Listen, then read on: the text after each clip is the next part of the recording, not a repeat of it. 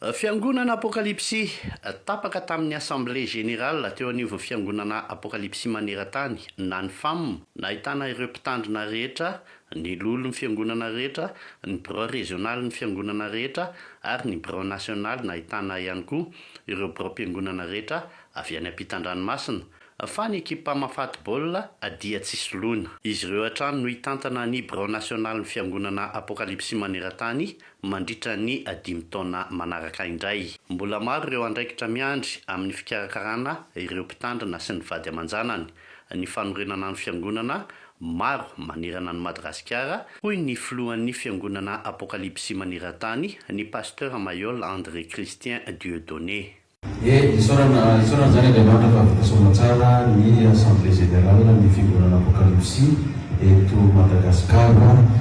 raha ampiana kely dia maneran-tany. Ny sotena tonga avy amin'ny ivelany miaraka nanatrika amin'ny assemblée générale teto, ny avy eto Madagasikara rehetra, ny pasteur rehetra,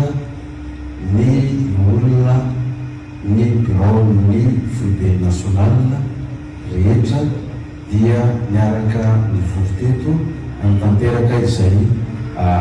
assemblée générale zay izay atao isaky ny 5 taona amin'ny fikambanana ny fidianana ny rao vaovao indray sy nametrahana ny rao vaovao indray izay hitondra amin'ny 5 taona manaraka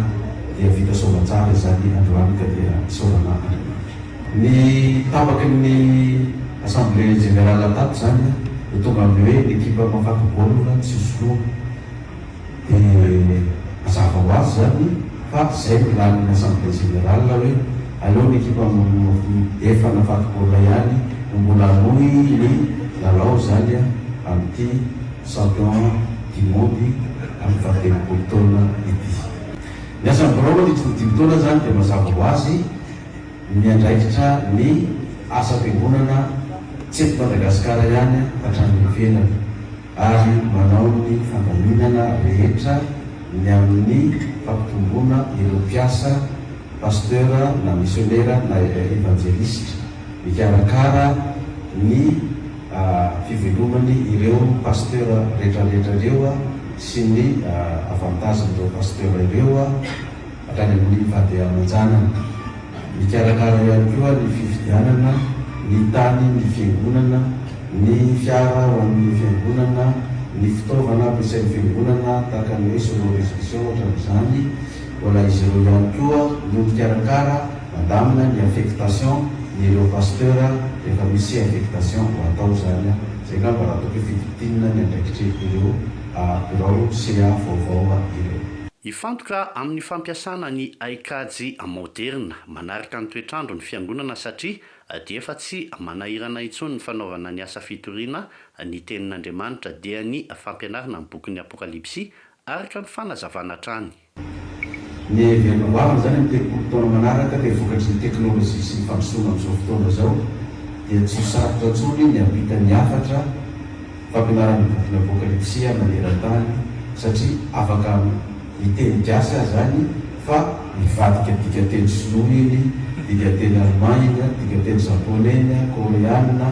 anglisy, frantsay, afrikana arak'izay fitenim-pirenena dia afaka manaraka an'ilay izy zany izao tontolo zao amin'ny alalan'ilay fandrosoan'ny teknôlôjia izay misy antsika amin'izao fotoana zao. Efa misandraka manerana ny nosy ny fiangonana apokalipsy izay manodidina ny 500 nisany amin'izao fotoana izao akoatra ny any ampitan-dranomasina ary tombaingana izany raha ny fandrosoan'ny teknôlôjia misy ankehitriny hoy hatrany any fanazavan'ny pasteur Mayol filoha mpanorona ny fiangonana apokalipsy.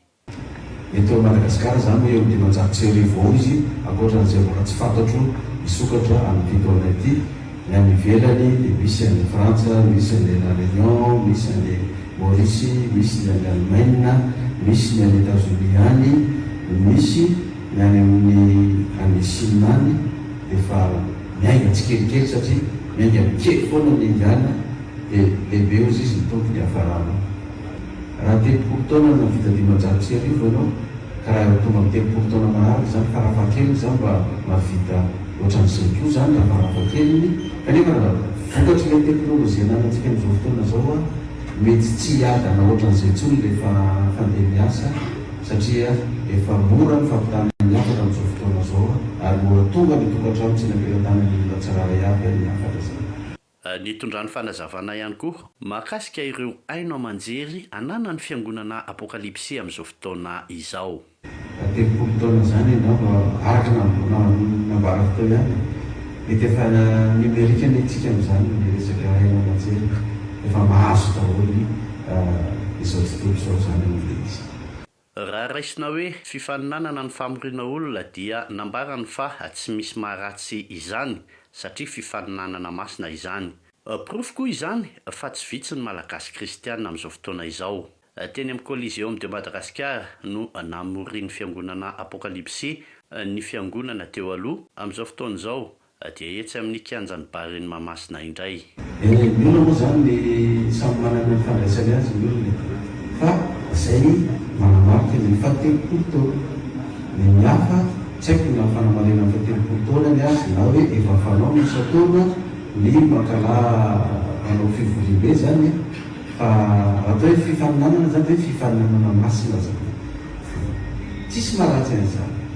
mba aseho hoe misy manko ny olona tena tsy mankasitraka ny fivavahana kristiana misy aby ny olona sasany hoe akatao mihitsy le fiangonana